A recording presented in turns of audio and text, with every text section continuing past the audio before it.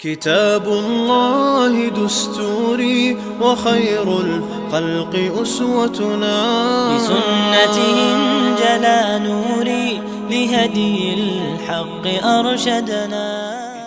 وبعد آج ہم انشاءاللہ افطار کرانے سے متعلق ایک حدیث دیکھیں گے اور پھر اسی سے متعلق کچھ مسائل پر بات کریں گے. تو آئیے سب سے پہلے حدیث دیکھتے ہیں. عن زید بن خالد الجہنی رضی اللہ عنہ قال قال رسول اللہ صلی اللہ علیہ وسلم من فطر صائما كان له مثل اجره غیر انه لا ينقص من اجر الصائم شيئا رواہ الترمذی. یہ ایک حدیث پیش کی گئی ہے جسے امام ترمذی، امام ابو داؤد اور بہت سارے محدثین نے اپنی اپنی کتب احادیث میں نقل فرمایا ہے. اس حدیث کے بہت سارے شواہد ہیں، بہت سارے طرق ہیں اور سب کو سامنے رکھتے ہوئے کم از کم یہ حدیث حسن ضرور ہے. اب آئیے سب سے پہلے اس کا ترجمہ دیکھتے ہیں. صحابی رسول زید بن خالد رضی اللہ عنہ بیان فرماتے ہیں کہ اللہ کے رسول صلی اللہ علیہ وسلم نے فرمایا کہ جس نے کسی روزے دار کو افطار کرایا تو اسے روزے دار جیسا ثواب ملے گا بغیر اس کے کہ روزے دار کے ثواب میں کوئی کمی کی جائے. یہ حدیث ہے. اب آئیے اسی حدیث کی روشنی میں افطار کرانے سے متعلق کچھ مسائل پر بات کرتے ہیں. سب سے پہلا مسئلہ یہ کہ اس حدیث میں جو ثواب بیان ہوا ہے کہ کوئی کسی روزے دار کو افطار کرائے گا تو ثواب کیا ہوگا، لیکن یاد رہے کہ یہی حدیث اور بھی کئی طرق سے آئی ہے اور اس میں کچھ الگ الگ ثواب بیان ہوئے ہیں. مثال کے طور پر بہقی وغیرہ کی روایت ہے کہ اگر کوئی کسی روزے دار کو افطار کرائے گا تو اسے گردن آزاد کرنے کا ثواب ملے گا، یا یہ کہ اس کے سارے گناہ معاف ہو جائیں گے، یا اور بہت ساری چیزیں ہیں. تو اس سلسلے میں یاد رکھیں کہ یہ ساری روایات ضعیف ہیں. اس روایت کے جو صحیح ترین الفاظ ہیں ان میں بس اتنا ہی ہے کہ کوئی کسی روزے دار کو افطار کرائے گا تو اسے روزے کا ثواب ملے گا. یہ پہلا مسئلہ. آگے بڑھتے ہیں. دوسرا مسئلہ یہ کہ اگر یہ ثواب پانے کے لیے کوئی شخص کسی کو افطار کرائے تو افطار کا سامان لینے میں کس طرح کا مال استعمال کرے، کیسا پیسہ استعمال کرے گا. تو اس کے تعلق سے ایک روایت ہے، ابن عدی وغیرہ نے روایت کیا ہے کہ اللہ کے نبی صلی اللہ علیہ وسلم نے اس میں یہ بھی بیان فرمایا من کسب حلال، کہ جو شخص حلال کمائی سے، حلال پیسے سے کسی کو افطار کرائے. لیکن معلوم ہونا چاہیے کہ یہ روایت ضعیف ہے. شیخ البانی رحمہ اللہ نے ضعیفہ میں اس کو ضعیف قرار دیا ہے، لیکن پھر بھی یہ بات اپنی جگہ پر کئی نصوص سے ثابت ہے کہ آدمی کو حلال کمانا چاہیے، حلال کھانا چاہیے اور دوسرے کو بھی حلال ہی کھلانا چاہیے. اس لیے اگر کوئی کسی کو افطار کرا رہا ہے ثواب حاصل کرنے کی غرض سے تو اسے اس بات کی پابندی کرنی چاہیے کہ اس کے پاس جو حلال رزق ہے وہی استعمال کرے، نہ یہ کہ جو حرام چیزیں ہیں جیسے سود وغیرہ کا پیسہ ہے اس کے ذریعے افطار کرانا شروع کر دے. تو اس سے یہ ثواب ملنے کی امید نہیں ہے، بلکہ اسے حلال پیسہ ہی استعمال کرنا چاہیے. آگے بڑھتے ہیں. اگلا مسئلہ یہ کہ اگر یہ ثواب پانے کے لیے کوئی کسی کو افطار کرا رہا ہے تو کتنی مقدار میں افطار کرائے گا، یعنی اس کو کتنا کھلائے گا. کیا اسے پیٹ بھر کے کھلائے گا یا کچھ کھجور کھلا دے یا پانی کھلا دے، کتنا اس کو کھلا دے کہ اسے مطلوبہ ثواب مل سکتا ہے. تو اس سلسلے میں علماء نے بحث کی ہے. بعض نے تو یہ بھی کہا ہے کہ اس کو پیٹ بھر کے کھلانا ہوگا یہاں تک کہ وہ آسودہ ہو جائے. بعد نے کہا کہ کچھ کھجور وغیرہ کھلا دے تو بھی کافی ہوگا. بلکہ اس سلسلے میں ایک روایت بھی ملتی ہے جو ضعیف ہے، بہقی وغیرہ کی روایت ہے کہ ایک صحابی نے پوچھا بھی کہ اللہ کے نبی صلی اللہ علیہ وسلم ہم بہت زیادہ تو نہیں کھلا سکتے، تو کتنا کھلائیں کہ ہم کو ثواب مل جائے.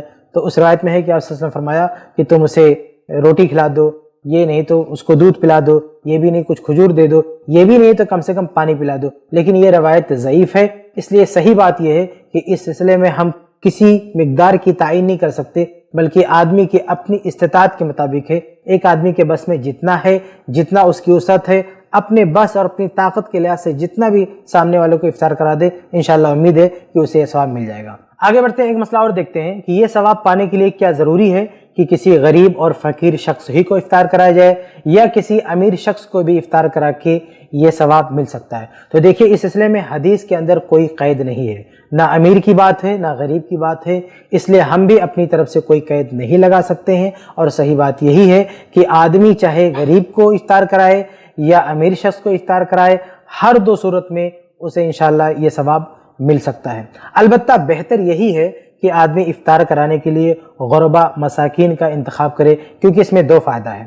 ایک تو یہ ہے کہ جو افطار کرا رہا ہے اسے ثواب مل جائے گا، اور دوسرا یہ ہے کہ سامنے والے کا بھلا ہو جائے گا. امیر لوگوں کے پاس تو افطار کرنے کے لیے بہت کچھ رہتا ہے، غریب لوگوں کے لیے نہیں رہتا ہے، تو ان کا بھی بھلا ہو جائے گا، دو فائدہ ہوگا. اس لیے فقراء و مساکین کو اس سلسلے میں ترجیح دینا چاہیے. آگے بڑھتے ہیں. ایک اور مسئلہ یہ کہ اس حدیث میں افطار کرانے والے کے لیے جس ثواب کا ذکر ہے، یہ ثواب اللہ تعالیٰ اسے کہاں سے دے گا؟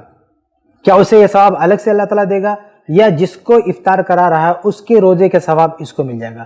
تو دیکھیں اس سلسلے میں ایک بڑی عجیب و غریب غلط فہمی ہے، خاص طور سے دیہات وغیرہ میں، کہ کچھ لوگ یہ سمجھتے ہیں کہ اگر ہم نے کسی اور کے یہاں افطار کر لیا تو ہمارے روزے کا ثواب اس کو مل جائے گا۔ اس حدیث کی بنیاد پر لوگوں نے یہ غلط سمجھ لیا ہے، بلکہ معاملہ یہاں تک پہنچ گیا ہے کہ کچھ لوگ کسی اور کی دعوت افطار قبول ہی نہیں کرتے ہیں اور یہ کہتے ہوئے پائے جاتے ہیں کہ اگر ہم نے ان کے یہاں جا کے افطار کر لیا تو ہمارا ثواب، ہمارے روزے کا ثواب وہ لے لے گا، اس لیے وہ کسی اور کی دعوت افطار میں جاتے ہی نہیں۔ تو میرے بھائیو یہ غلط فہمی ہے اور عوامی غلط فہمی ہے، علماء کے اس سلسلے میں کوئی اختلاف نہیں ہے، یہ عوامی غلط فہمی ہے، پتہ نہیں کہاں سے انہوں نے غلط فہمی پال لیا ہے، جبکہ حدیث میں بہت ہی کلیئر ہے اور بہت ہی واضح ہے، غیر انہ لا ينقص من اجر الصائم شیئا، کہ اللہ رب العالمین روزہ افطار کرانے والوں کو ثواب دے گا، روزے کا ثواب دے گا، لیکن جس کو افطار کرا رہا ہے اس کے روزے میں کوئی کمی نہیں کی جائے گی۔ تو یہ مسئلہ بھی اچھی طرح سے سمجھ لیں کہ اللہ رب العالمین جو ثواب دے گا وہ الگ سے ثواب دے گا، کسی اور کے روزے کے ثواب کو مائنس کر کے اس کو نہیں دے گا، اس لیے کسی کے روزے کا اپنا ثواب ضائع نہیں ہوگا، اس کے بارے میں بے فکر رہیں۔ آگے بڑھتے ہیں۔ ایک اور مسئلہ یہ ہے کہ جب ہم کسی کے یہاں دعوت افطار میں جائیں تو افطار کے بعد خصوصی دعا اور ذکر پڑھیں جو سنن ابی داؤد کی روایت میں ہے۔ سنن ابی داؤد کی روایت میں جب آپ کسی کے یہاں افطار کریں تو یہ خاص الفاظ بطور دعا، بطور ذکر پڑھیں کہ افطر عندکم الصائمون واکل طعامکم الابرار وصلت علیکم الملائکہ۔ یہ سنن ابی داؤد کی روایت ہے کہ کسی کے یہاں افطار کریں تو یہ دعا پڑھنا چاہیے، اس لیے ہمیں اس کی بھی پابندی کرنی چاہیے۔ آخر میں ایک اور چیز کی وضاحت یہ ہو جائے کہ اگر ہم کسی کو افطار کرا رہے ہیں، افطار کی دعوت پہ بلا رہے ہیں، تو یہ نہیں ہونا چاہیے کہ ہم اس کی تصاویر لیں اور بعد میں فیس بک وغیرہ پر ڈالیں اور خواہ مخواہ ان کو شرمندگی محسوس ہو۔ یہ ہمارے یہاں بہت غلط ماحول چل رہا ہے کہ ہم کسی کو بھی کچھ دیتے ہیں، نوازتے ہیں، حتیٰ کہ کسی کو افطار کراتے ہیں تو باقاعدہ اس کا فوٹو لے کر ہم نشر کرتے ہیں۔ دیکھیے معاملہ کچھ بھی ہو، حالات کیسے بھی ہوں، کتنی بھی سخت ضرورت ہو، لیکن یہ کام نہیں کرنا چاہیے۔ اگر کسی نے آپ کو مکلف کیا ہے، پیسہ دیا ہے کہ یہ لے جائیے کچھ لوگوں کو افطار کرا دیے، اور آپ کو ثبوت دینا ہے تو آپ یہ بھی کر سکتے ہیں کہ دسترخوان لگا کے، افطار لگا کے اس کا فوٹو لے لیں، لیکن وہاں پہ لوگوں کو بٹھا کے اور ان کا فوٹو لے کر بعد میں جا کے فیس بک پر ڈالنا یہ بہت غلط کام ہے، ایسا نہیں کرنا چاہیے۔ تو یہ چند مسائل تھے افطار کرانے سے متعلق۔ اللہ سے دعا ہے کہ اللہ تعالی ہم سب کو کتاب و سنت کی روشنی میں ہر عمل انجام دینے کی توفیق عطا فرمائے، آمین یا رب العالمین۔